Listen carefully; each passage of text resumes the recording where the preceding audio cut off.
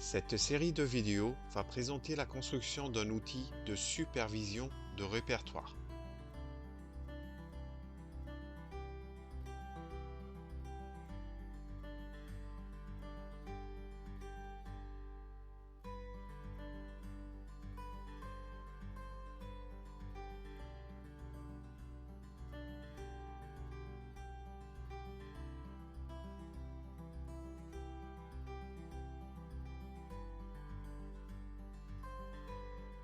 Quand vous arrivez sur un projet déjà démarré, généralement, on vous fournit un ou plusieurs répertoires dans lesquels vous devez trouver les éléments qui concernent le projet. Généralement, ce répertoire contient une cinquantaine de sous-répertoires et quelques centaines de fichiers. Cet outil va vous aider à identifier les endroits qui subissent des modifications dans ces répertoires pour vous aider à concentrer vos efforts sur ces endroits. Il vous permet également d'en déduire et de suivre l'avancement des tâches du projet. Cet outil peut être intéressant pour un chef de projet arrivant sur un projet déjà démarré pour l'aider à le maîtriser plus rapidement. Un PMO qui souhaite suivre un portefeuille de projet. Un responsable qualité ou un auditeur. Cet outil peut l'aider dans le suivi des livrables d'un ensemble de projets en vue de dérouler des audits. Un responsable de portefeuille pour surveiller l'ensemble de ces projets. Donc, cet outil doit permettre de surveiller un ensemble de répertoires à la fois.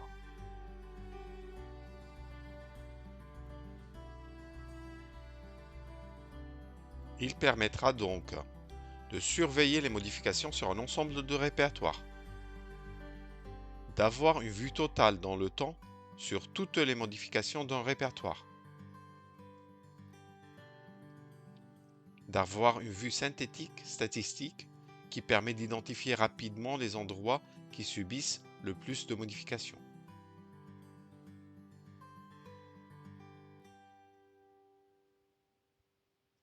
Cet outil va être construit sur plusieurs couches. L'utilisateur communiquera avec une couche View qui s'occupe de l'affichage, qui va communiquer avec une couche métier dans laquelle nous allons implémenter les règles métiers.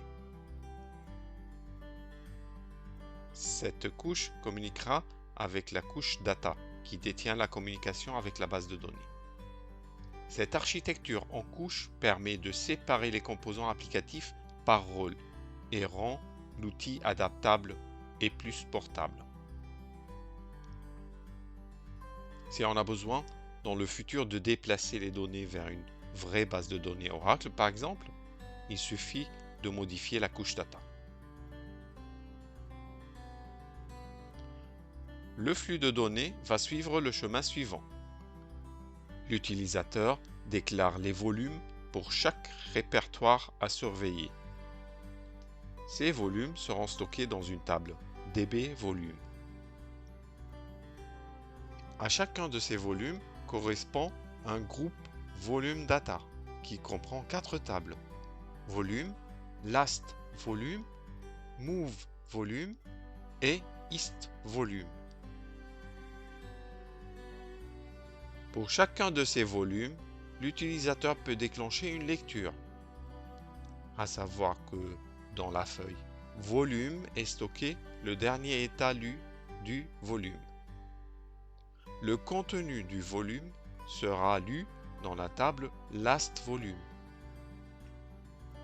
La comparaison de cette lecture faite dans last volume avec la dernière lecture stockée dans volume va permettre d'identifier les mouvements sur le volume depuis la dernière lecture.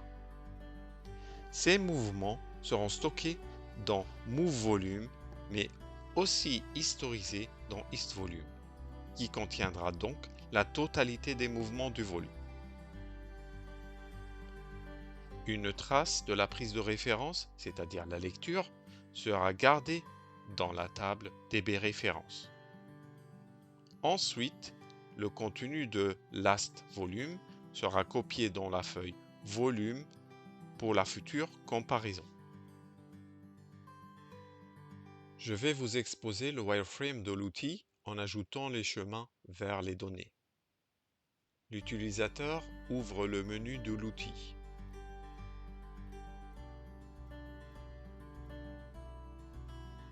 La première fonctionnalité de l'outil est la gestion de volume.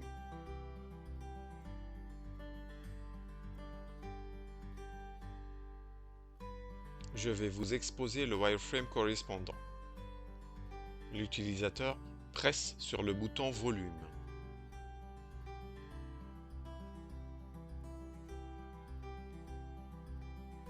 Qui ouvre la fenêtre de gestion des volumes.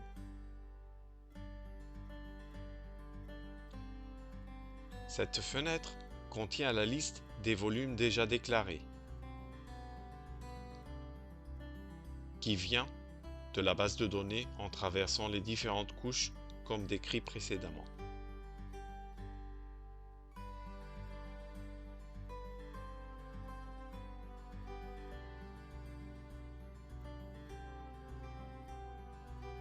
Elle contient aussi les boutons « Ajouter un volume »,« Modifier le nom d'un volume » et « Supprimer un volume ».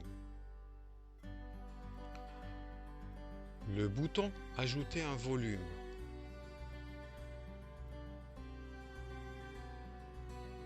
va ouvrir une fenêtre qui va permettre de saisir le nom du volume et sa localisation. Le nom permettra par exemple de distinguer les répertoires de plusieurs projets en nommant chacun par le nom du projet correspondant.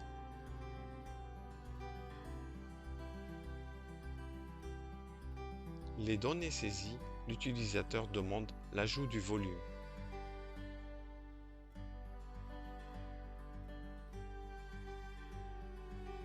Une vérification est faite dans la couche métier pour vérifier que le nom de ce volume n'est pas déjà utilisé et s'il est libre.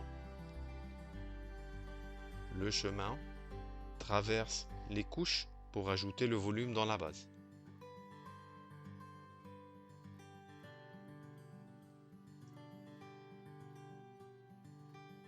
La modification d'une adresse d'un volume n'est pas permise parce que ça implique une invalidation de tout l'historique, donc ça revient à faire une suppression.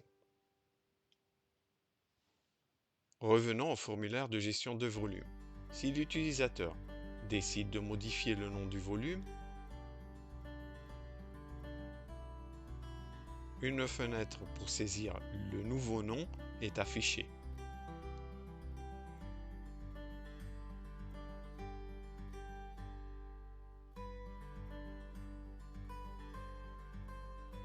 Puis la couche métier vérifie que le nouveau nom n'est pas déjà utilisé.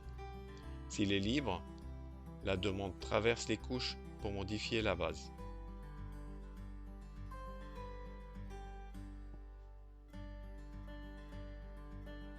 Dans le cas d'une suppression d'un volume,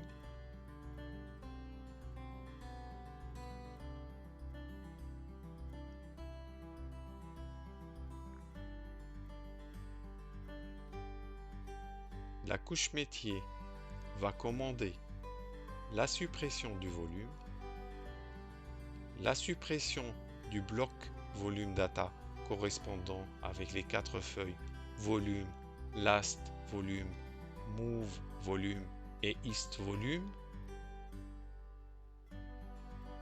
Finalement, elle va commander la suppression des références.